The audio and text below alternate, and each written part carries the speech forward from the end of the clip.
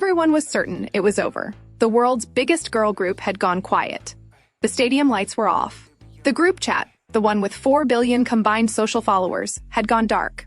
Music journalists wrote the retrospectives.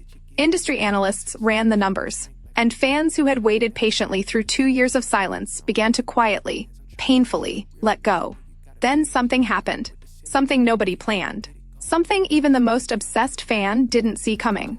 Because here's what most people watching from the outside completely missed. BLACKPINK wasn't fading. They were preparing.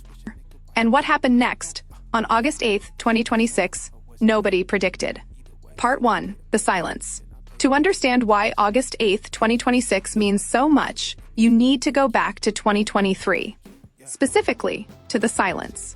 BLACKPINK had just wrapped the Born Pink World Tour, an absolutely historic run. $148 million in gross revenue across 29 shows. Over 700,000 fans in attendance. The kind of numbers that most artists will never see in their entire career.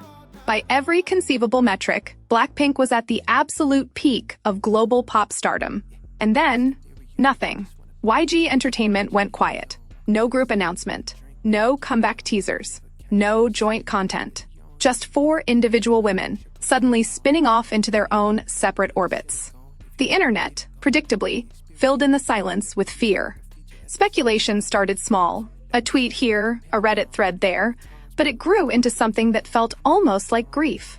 Because in K-pop, silence has a specific meaning. It usually means the end is near. There's a phenomenon in the K-pop industry that fans call the 7-year curse. It's not superstition, it's contract law.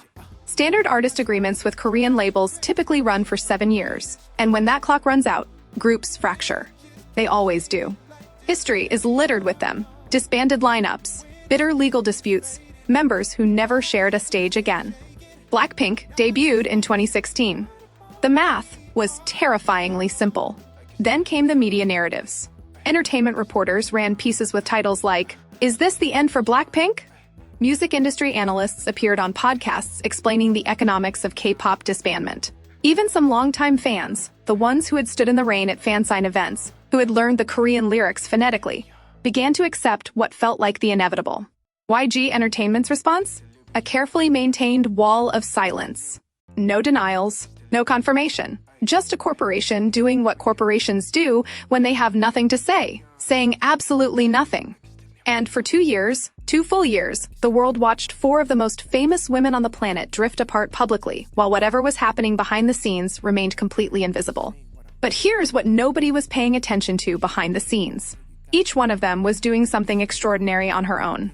Something that, in hindsight, looks less like a farewell tour and more like 4 separate athletes training for the same Olympic final. Part 2. The individual journeys.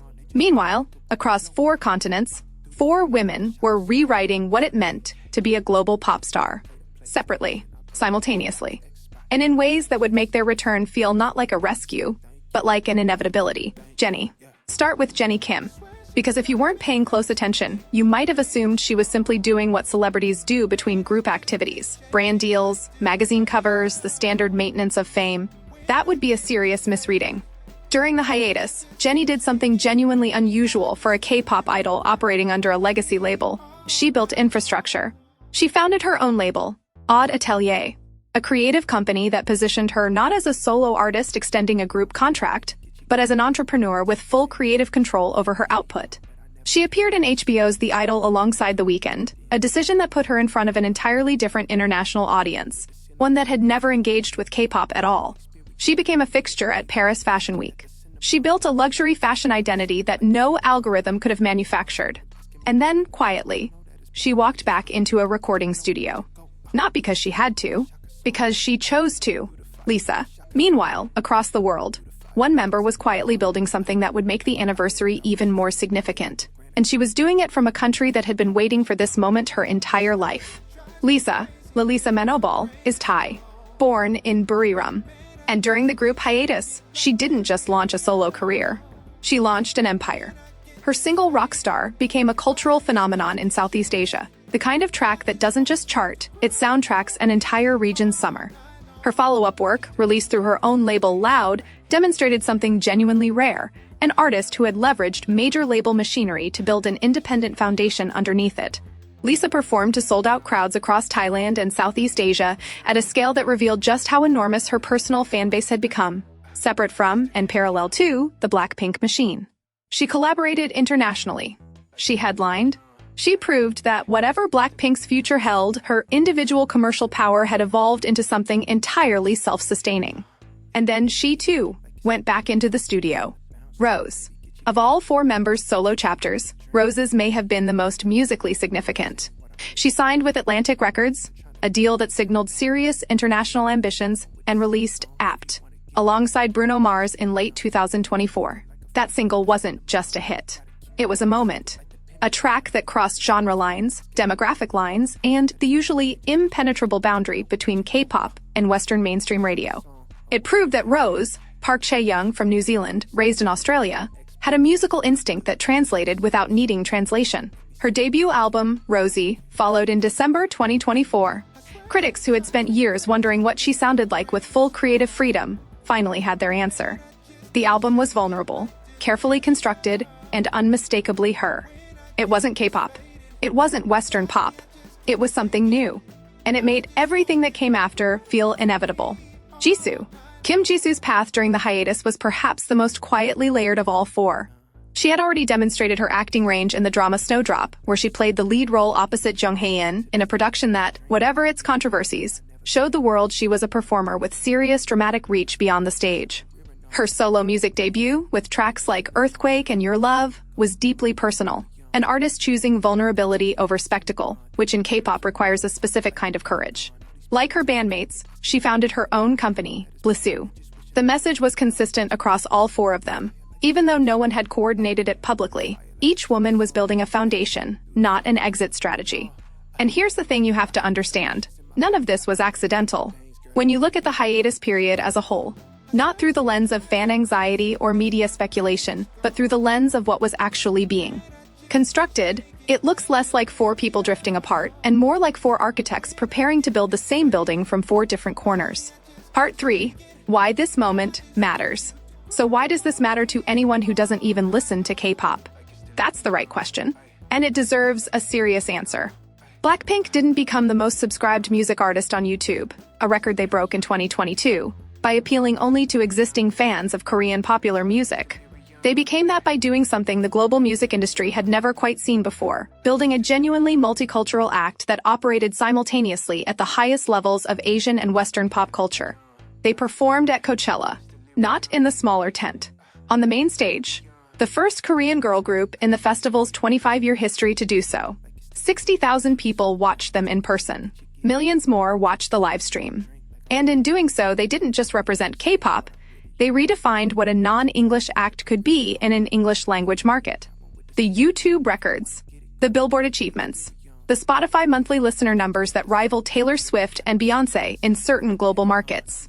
These aren't fan talking points. These are industry data points that tell a specific story, that there exists an audience, a genuinely enormous, genuinely global audience, for whom BLACKPINK is simply pop music. No genre qualifier required. Now consider the 7-year curse again. Consider how many groups have hit that wall and never come back. Consider what it would have meant, economically, culturally, symbolically, if BLACKPINK had followed that same trajectory. The Korean wave, what the media calls hallyu, is a billion-dollar cultural export. K-pop alone generates billions in tourism revenue for South Korea. In 2023, the South Korean government formally recognized the cultural and economic importance of K-pop groups in national export strategy documents. These aren't small stakes. When a group of BLACKPINK's size disbands, it doesn't just affect fans. It affects fashion brands, streaming platforms, touring economies, beauty companies, film studios, and the national brand of an entire country. So when YG Entertainment confirmed in mid-2024 that all 4 members had renewed their contracts, when that wall of silence finally cracked, the exhale you heard wasn't just from fans in Seoul. It was from boardrooms in London, from brand managers in New York, from streaming executives in Los Angeles who knew exactly what those renewed contracts meant for their Q4 numbers. BLACKPINK surviving the 7-year curse wasn't just a K-pop story. It was a business story, a cultural story, a story about what happens when 4 extraordinarily skilled women refused to follow the script the industry had written for them. And then came the music. Part 4, the anniversary revelation, July 5th, 2025. Goyang Stadium, South Korea. 60,000 people. And BLACKPINK, together, on a stage, for the first time in years.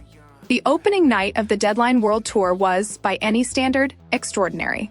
The setlist opened with Kill This Love, Pink Venom, and How You Like That, a sequence that felt deliberately designed to remind every person in that stadium exactly what had been missing. And then came the moment nobody had anticipated, the live debut of a brand new track. A song called Jump. Jump wasn't just a new single. It was a statement. Released officially on July 11, 2025, it debuted at #1 on the Billboard Global 200, BLACKPINK's third leader on that chart. It entered the Hot 100 at number 28, marking the group's 10th career entry on the American chart. In South Korea, it peaked at #2 on the Circle Digital chart. But the numbers only tell part of the story. The real story was the sound. Because Jump didn't sound like a group picking up where they left off. It sounded like a group that had spent 2.5 years growing, separately, intensely, and then brought everything they had learned back into one room. The Deadline World Tour itself was, in every measurable sense, a significant escalation. This was their first all-stadium tour. Not arenas, stadiums. 33 shows across 3 continents: South Korea, North America, Europe, and Asia. In August 2025, in London, BLACKPINK headlined Wembley Stadium, becoming the first K-pop girl group in history to do so. 90,000 people. Sold out. And just when you think that's the biggest news, wait until you hear what reportedly came next. Because the world tour was, in some ways, the announcement. The real announcement came on January 14, 2026. BLACKPINK confirmed the release of Deadline, their first full group project since Born Pink in 2022. Not a single, an EP, 5 tracks, released February 27, 2026. The first week sales numbers broke records, the highest debut figures for a K-pop girl group at the time of release. The EP earned universally positive critical reviews, with writers noting something specific and consistent, that BLACKPINK sounded different, more assured, more individual, like 4 women who had spent years developing their own voices and then discovered, upon reuniting, that those voices harmonized even more powerfully than before. The lead single, Go, was released alongside the EP. And alongside the release, BLACKPINK partnered with the National Museum of Korea and Spotify for a cultural installation tied to the album. A collaboration that positioned the group not merely as pop stars, but as active participants in the documentation of Korean cultural identity. And that brings us to today, August 8, 2026. 10 years to the day since 4 teenagers from Seoul released a debut single called Whistle and another one called Boombaya under a record label that believed, with some justification, that it might be creating something important. This morning, on the exact anniversary of their debut, BLACKPINK gathered together at the National Museum of Korea in Seoul. Not for a stadium crowd, not for a global livestream, for 40 fans, selected by lottery from Waveverse membership holders, who got to mark this moment in the most intimate possible setting the group has offered in years. The Heritage Collection, a collaboration with MUDIS and the National Museum, launched simultaneously, 7 products rooted in traditional Korean craft, each one carrying the kind of cultural weight that the group's management seems to understand more clearly than ever. A folding fan, a Norige keyring, a moon jar, objects that carry history in their shape. Was it the grand spectacle some fans were hoping for? Some said no. Fan organizations like Blink Union publicly urged YG to do more. New music, a live performance, something commensurate with the magnitude of 10 years. That tension is real and worth acknowledging. But step back from the fan discourse for a moment. Consider what actually happened across 10 years. 2 world tours, multiple chart records, 4 fully realized solo careers, a groundbreaking Wembley headline, a Billboard Global 200 #1 in 2025, and an EP that outsold every K-pop girl group release before it. And then consider that all 4 of them were still there, in Seoul, together. On the anniversary morning, Part 5, The Legacy Argument. Here is the argument worth making. Not for fans, but for anyone watching this who still isn't sure why this story matters. The Spice Girls broke up. They came back. 30 years later, they are still the reference point for what a girl group can achieve, culturally, economically, symbolically. The music is secondary. The identity is what endures. One Direction never formally reunited. They didn't need to. The cultural footprint of their existence, the parasocial bonds, the billions of streams, the documentaries and exhibitions and fan communities, kept generating value for over a decade after their final performance. Legacy, it turns out, compounds like interest. Destiny's Child gave Beyoncé the foundation for one of the most remarkable solo careers in music history. But nobody talks about Destiny's Child as a launching pad. They talk about it as a thing in itself, a moment of pop history that stands independent of whatever came before or after. BLACKPINK is already all three of these things simultaneously. They are a cultural icon on the Spice Girls model, a group whose image, whose sound, whose specific visual language has been absorbed into the global pop vocabulary permanently. They are, like One Direction, a phenomenon whose influence will outlast their active years by decades. And like Destiny's Child, they are a group that proved the sum and the parts are both extraordinary.